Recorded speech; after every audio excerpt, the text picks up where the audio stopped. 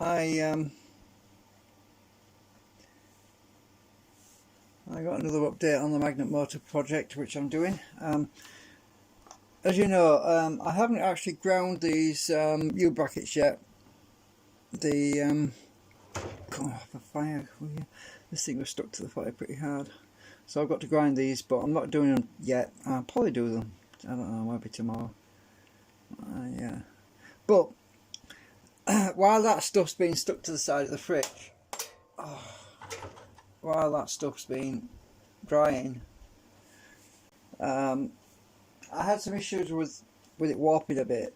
I knew I would get that problem, but the magnets helped a lot. But so I 3D printed these little spacers that are going to go on the rotor to try to overcome that problem. Where, because I'll go and get the rotor that I need to sort out, because to show you what I mean.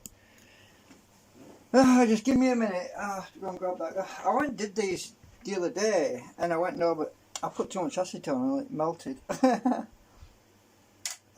Yeah, too much acetone on them, and so I've had to print them again. You see, this is what they're supposed to be like, and I actually melted them too much. Oh well. Just give me a minute or two.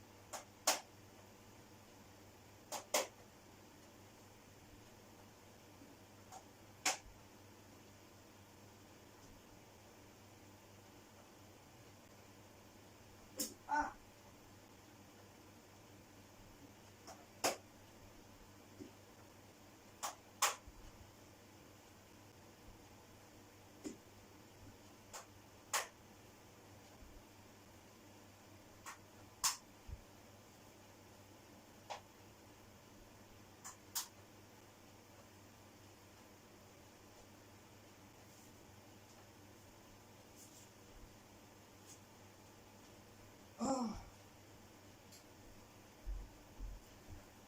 So this edge here would curl up a bit, even though it was in the bag, and so I added some tissue with more acetone, which is going into the plastic again, because I need to soften it up a bit again, because I want to be able to bend it without it cracking. And the idea is to put these little shims. I just modelled these in SketchUp to fit this exactly. So this will basically go in here, because you can't really tell this, but that is curled up a bit. Now if I push that back, I should be able to get this in there. There we go. So that will go in like that, and that pushes it out to give this a bit of support. Now I figured out what the problem was. When I made this rotor, this part here is actually thicker than the wall over here. This is thinner, so this tended to pull in more. So by making these little plastic shims, we will sort that problem out. So these just basically go in like that. And then I've got some spokes to go in between there as well. So right, so that's fitted all right.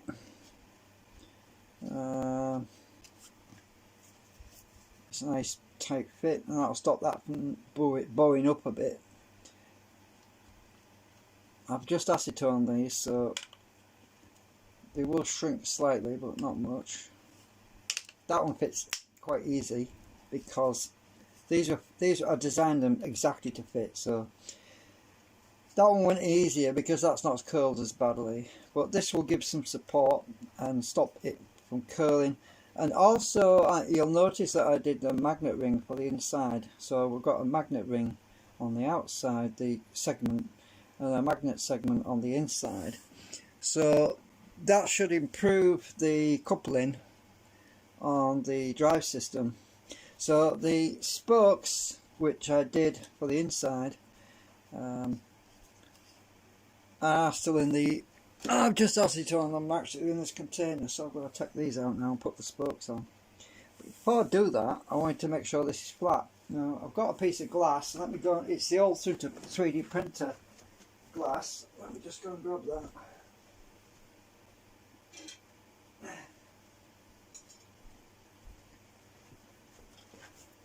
Right, this is what happened to my 3D printer glass. On the old bits of glass were coming off, so I couldn't use it anymore. So if I put the wheel on here now, we can see if there's any rock, and there is a bit, not much, but now I put these spokes in, it's gonna warp it a bit, so I'm gonna have to flatten it out again. It's not too bad actually. There's a tiny amount of rock on it, but not much. It's pretty good. You can see there's a bit of a rock on that. It's not perfect, but if I stick the magnets back on here and soften it with acetone again, we should be able to get it to lay completely flat. So I've got the new... Oh, this is very slippery. It wants to slide off. So if I go and get the spokes out, which I did, oh yeah, they were stuck on here.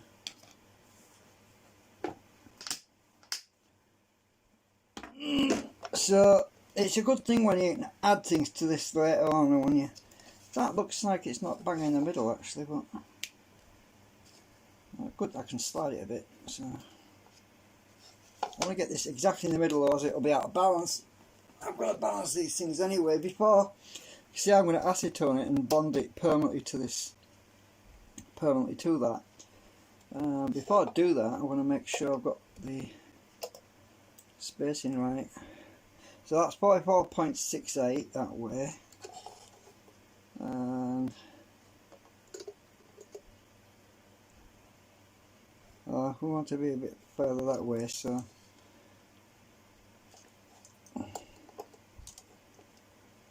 it's 47, well 48, it was 47.99.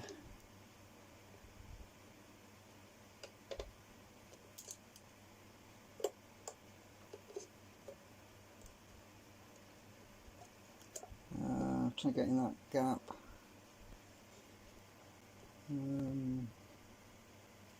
46.86, I've gone too far now. Trying to get this exactly in the middle. Oh. 48.65. Gone too far again.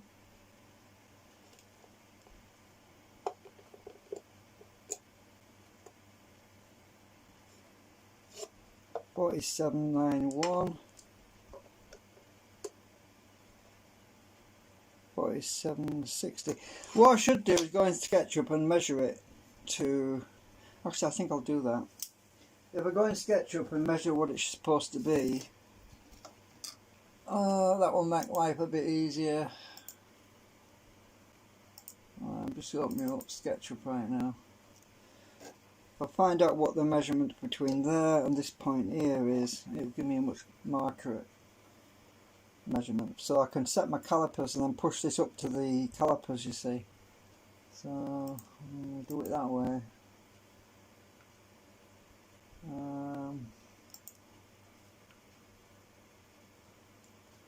Right, so if I show you what I mean.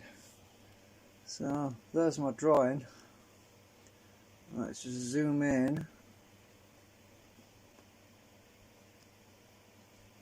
I've been making some improvements to it. So I've covered my writing up, but I'm not worried about that.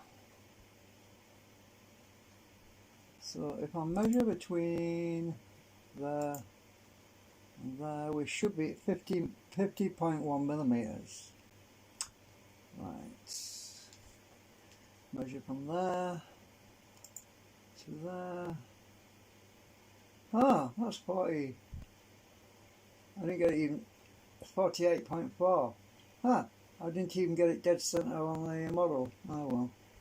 I thought I did. Oh, 49.4. Hang on. Ah, my eyes are bad. 49. So basically 50 millimeters anyway. So if I get 50 millimeters, it's near enough. So right. So I'll just turn you around. Oops, I've got to zoom out again. Hang on. It's easier if I just switch cameras. So if I get this to, I set my calipers to 50 millimeters. 49.4. Actually, that's not bad. Let's see.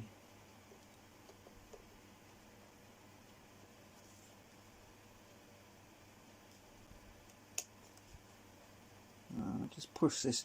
I'm going to lock my calipers in place. Put that against that corner. Alright, that should work. I'm just pushing these up to the calipers now instead of... oh, that was tight.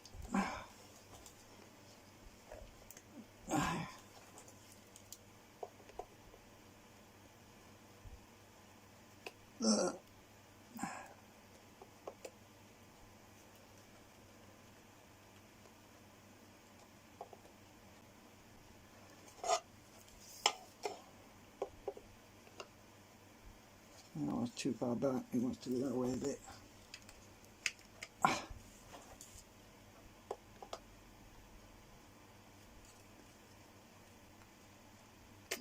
There we go. Right. Okay. So 49.4 millimeters from that corner. We should be about right. Well, near enough. Actually, probably wants to be a bit less than that because this plastic is expanding. So if I go up to, oh, it wants to be. Let's go to 48.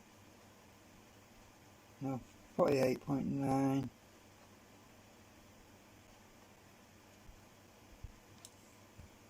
Well, 48.99. I'm just trying to get in the middle so it's balanced, you see, that's all. As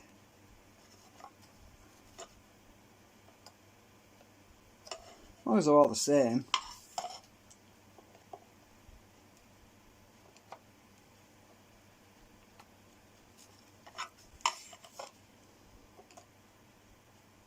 Did I lock my calipers? Yeah, I did.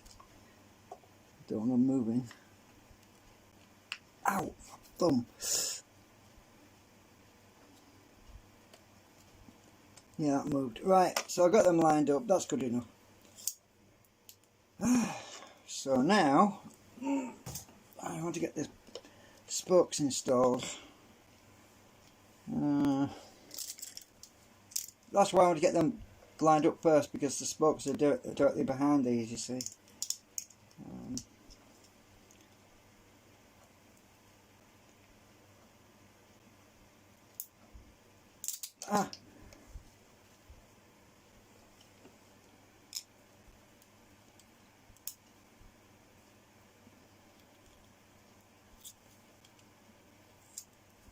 I stuck down with acetone. Oh, it's not stuck so bad. Let's see.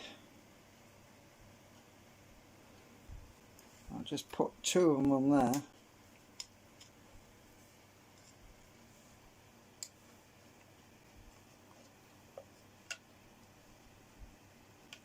They are pretty flimsy, by the way, these spokes, but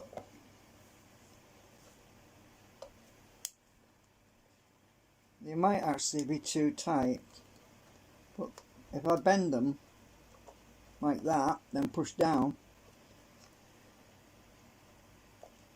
oops, it's bowed out now. Right, so what I'll need to do then is, yeah, these spokes are a bit tight. So actually they'll shrink. I've just realised they will shrink. It's just to push that a little bit. That's all I want really. So yeah, I'm not worried about them bowing up a bit, because when they shrink they'll tighten up. So just get these spokes in place. You know what's going to happen when I spray acetone on them? They're going to fly out.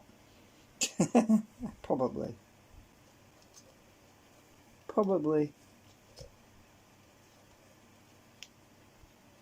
Right, I'll just bend them like this. They will shrink, that's for a fact, because these haven't shrunk much since I acetone them. I put them in the acetone vapour in the container, and they haven't dried out yet. So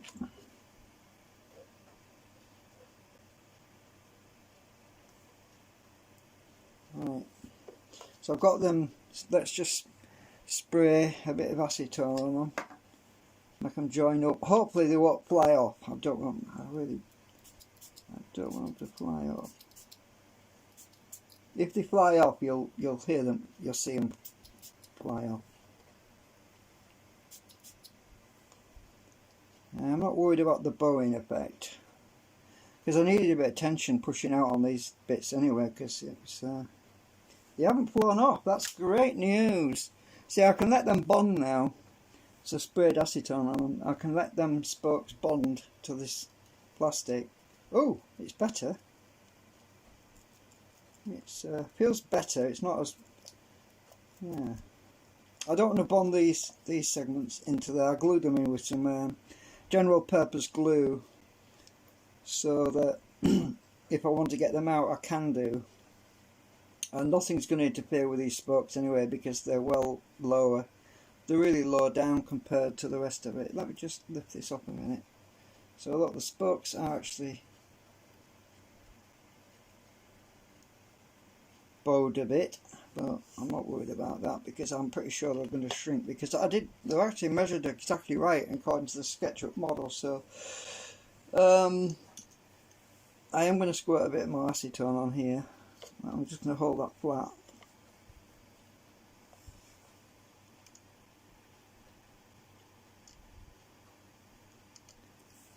I'm pushing down a minute just to make sure it doesn't fly off.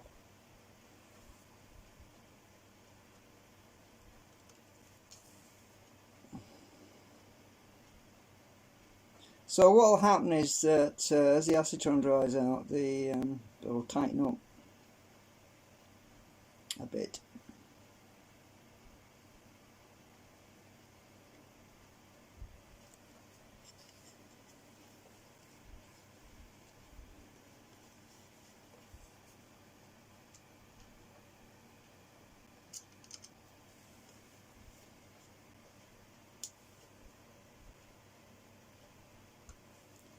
I don't want to put too much on there, because it could fly off.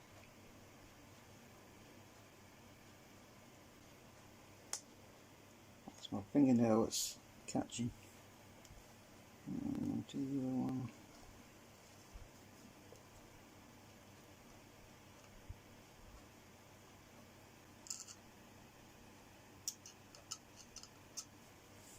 Right. Make sure it's flat. Yeah.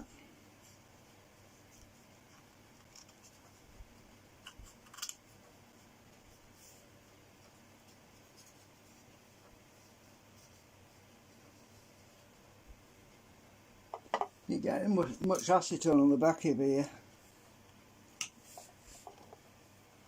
I spray it. Right.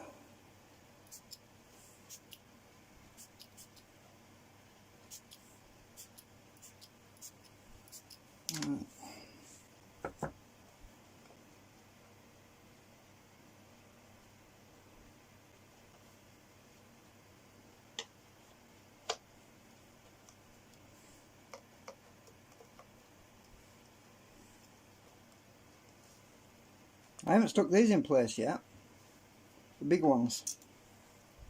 I think it's time to do the big ones. I'm just going to squirt a bit.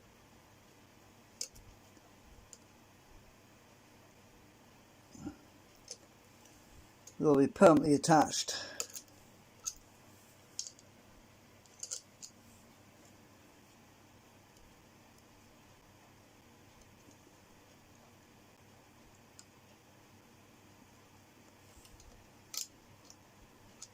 I need a torch.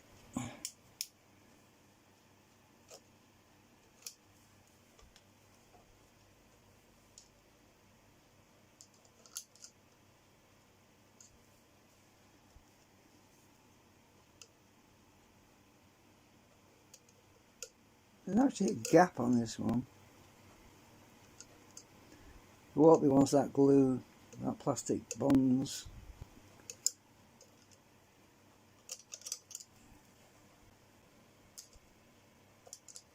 See, I'm not really waiting for these to dry out really, because most of them, it's the other ones I'm waiting for drying. So, right, so I've done that. Look at glue coming out the back there. It's the paint that's coming off the back of them. And you can see when I squeeze it. You see the paint off the back of them coming out. Once that dries, it will never come out.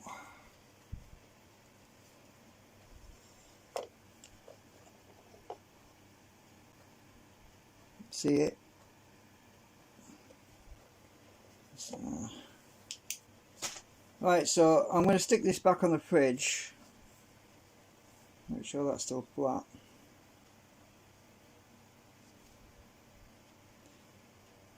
Might want to be a bit further down.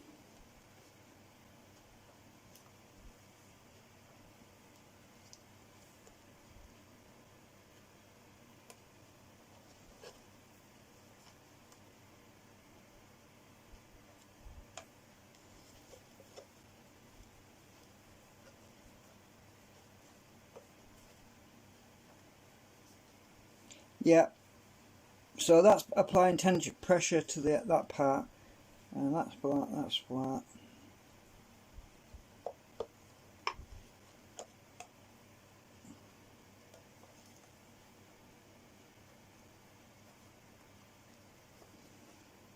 Yeah, it's getting better actually now. It's getting flatter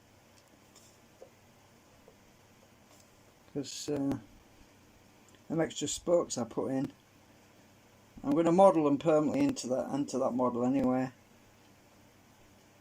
So all I've got to do now is stick this back in the bag to let it dry slowly. And clamp it back to the side of the fridge.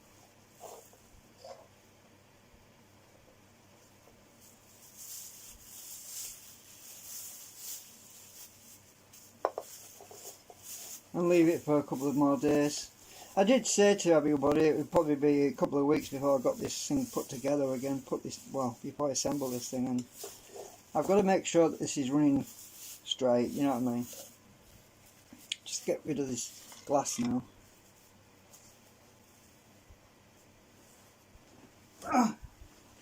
Before I go and stand on it.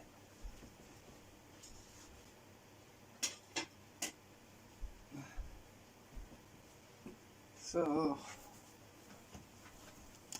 oh yeah, my neighbour gave me some bacon because I had nothing much to eat. So I went and I had enough money. I had £1.50 in my bank, so I was able to buy some bread and some. Well, I'll be out on Monday. So let's just put this back on the fridge.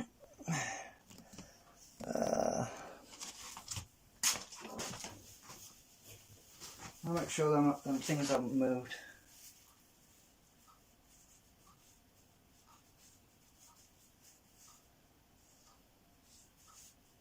They seem to be alright. So I think we'll leave it out there.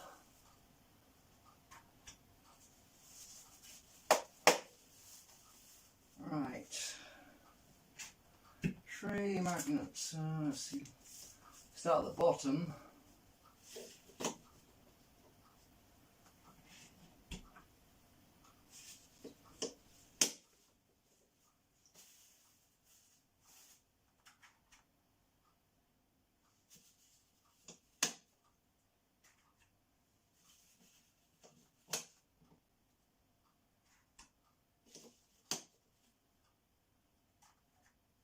Where's that warpy one? Oh, it's definitely gone. That curl that was there is not. It's definitely better than it was. I'll move this. I want to put extra magnets on the part where it's curled a bit. I think it was here.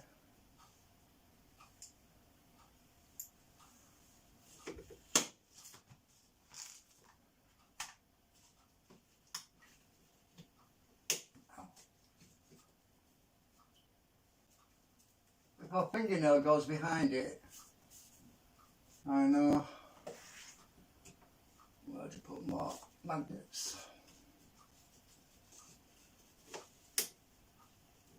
Ow, I'll trap my fingers. Ouch. This one wants a stronger magnet on it, so put that one there.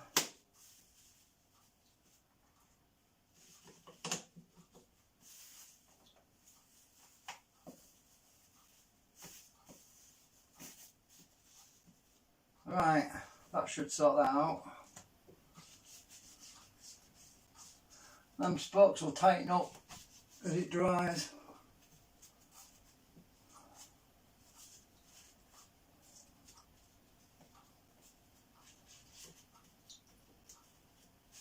Right. But good news is, I don't know if you can see, but the big one, this one, the stator, is very flat.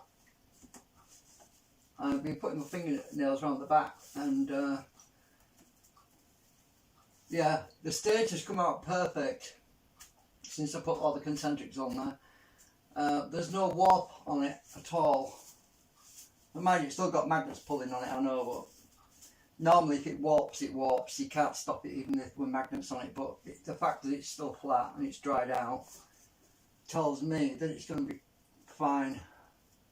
And my rotor, my actuator rotor, the magnetic cam disc, I can't get my fingernail underneath it anywhere on there. So that's come out really nice and flat perfectly, because it's got a perfectly equal rim all the way around. I made a mistake with this one.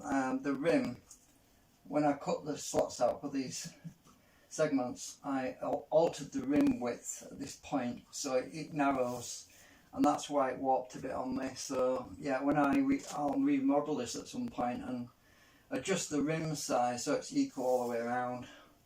I'll have to sort that out at a later point, but it's fine for now. I'm just making sure these are pushed down as it dries.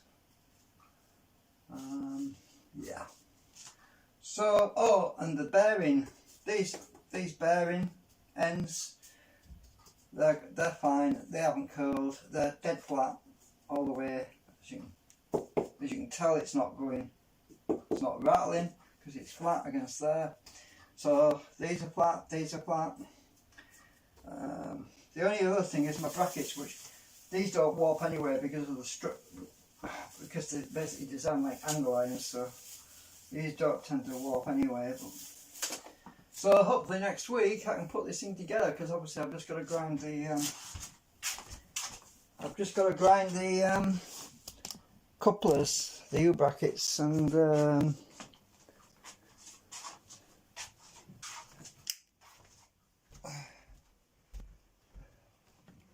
right, just go back in here. I've just got to grind the steel that's on them U brackets, and also I've got to grind these. Oops, I'm catching everything. I've got to clean up these, grind these down as well. they'll be nice and dry now because they've had a few days to dry out. And these pins will definitely not move because I filled, there was a big trough in there. Oops, there was a big trough in there and I filled it all up with glue, so those pins won't move. Once I've ground the ends down and flattened the faces, then I can acetone treat this, spray it and sandpaper the outside part, and then shine it all up and make it look nice and pretty. So at the moment it's yeah. But obviously I've been distracted for a few days because I've been working on that petrol generator, and so I'll show you some of the updates I've done. Oh shit, hang on a minute. Come on, stupid thing. Right, I wanted to show you some of the updates. I'll just lift my camera up. Right. So, on the model, I was...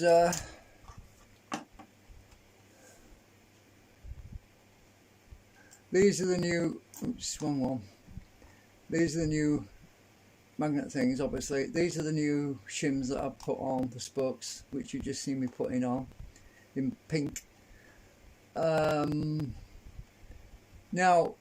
the original model I did this, I did it for the C8, if you remember. So this stator on here is the bigger one. It's for the C8, it's the bigger magnet rings. I actually printed out just the C6 one, which is a smaller ring, which is for that one. So if you look at the difference, right, that's the C6 one, and these are the holes for the steel rods that go through, and that's the C8, which is not, it's not the one I'm going to be using, but I've got those. Actually, I could always put them in if I printed another stator at some point, which is probably a good idea, because it's pretty much ready to go, really, those are. But yeah, it'd be nice to print this another stator at some point and try both of them, because the reason for that is the timing will be different on the C8 because there's a larger distance between there. Oh, let me just put the rubber on so you can see better.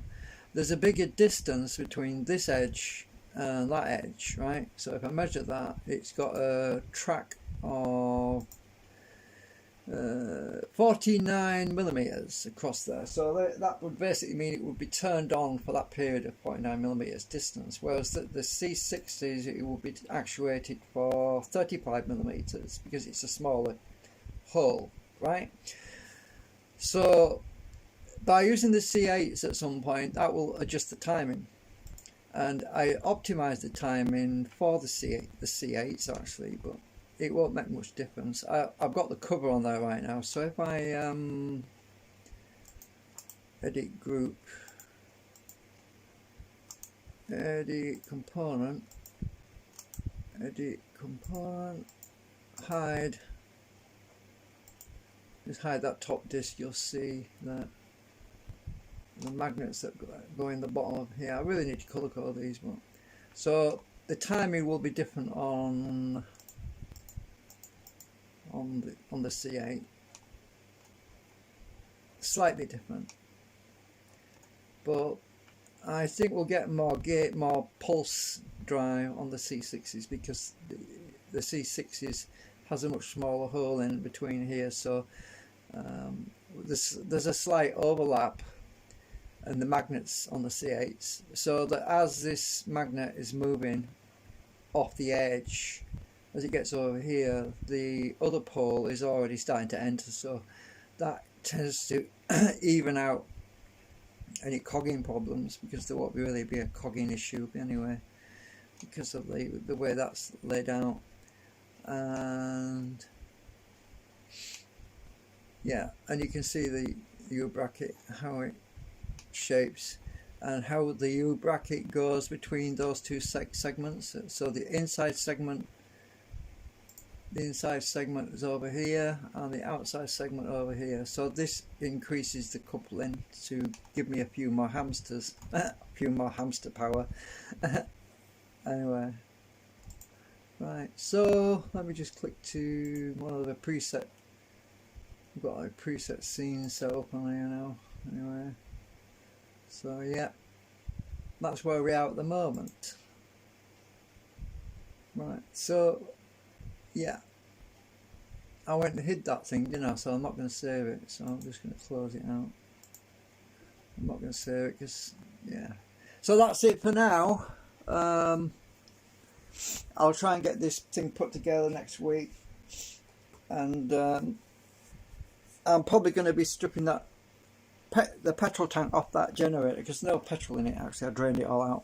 So the other generator, the petrol generator, I'm going to take the tank off it, and what my idea is to wash it out, clean it out, because it's probably got bits and crap in there anyways, and then there won't be any more smells coming from that.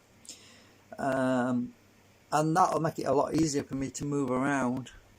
So let me just undo that zoom thing.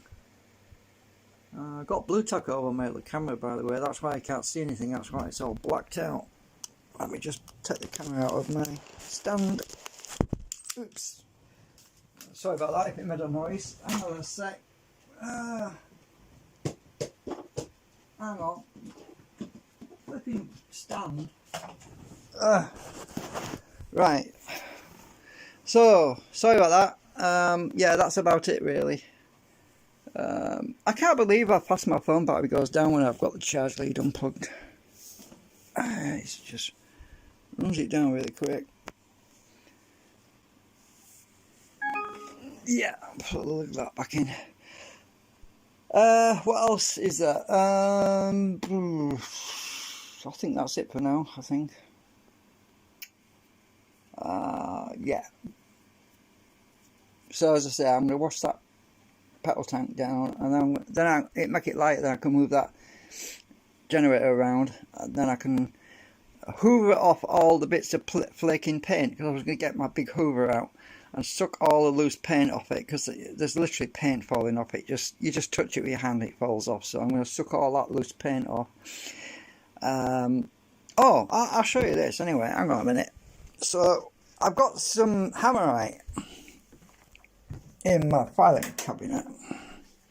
So in my filing cabinet I have this stuff. I've also got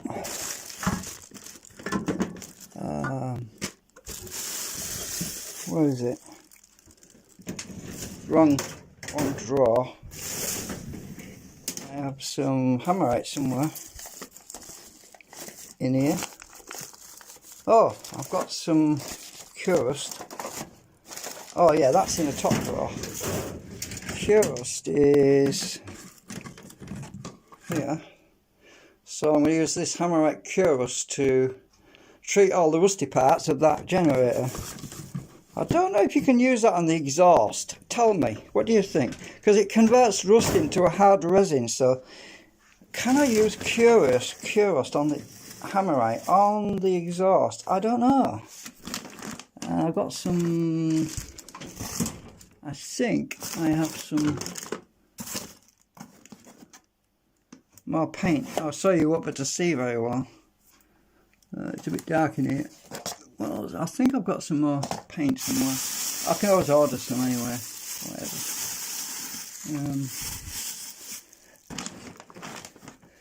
Yeah. So what's in the bottom drawer? I might have some of my drills and my grinder. Oh, you can't really see it, it's a bit dark in here. I'm going to have a look around, see what I've got. I don't think I've got much paint, but at least I've got the Curust. That's a start. So I can paint all that rusty part of the frame, and then get some black paint and some red paint for the petrol tank. Repaint it all, and then it won't be basically have dandruff and drop bits of rust and crap everywhere. Anyway, thanks for watching. I'll see you later.